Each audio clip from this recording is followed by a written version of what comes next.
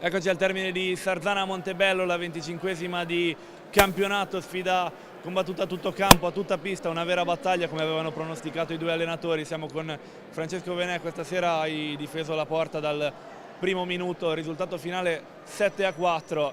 Come hai visto la partita, come hai visto le due squadre questa sera?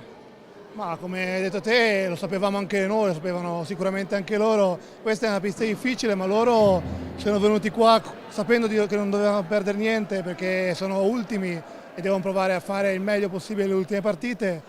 E infatti i primi minuti sono andati a 200 all'ora, noi forse non ce l'aspettavamo, pensavamo magari a una partita diversa, però poi con calma, con la nostra qualità, soprattutto delle ultime partite, siamo usciti fuori.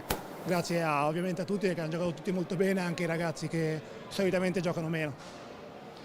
Sesta vittoria di fila per il Sarzana che ora affronta in modo diverso quest'ultima di campionato contro il Follonica, una sfida importante a parte per le posizioni in classifica e per i punti. Sarzana che ha ottenuto questi 18 punti nelle ultime 6 partite su 33, un numero importante per questa ultima fase di stagione.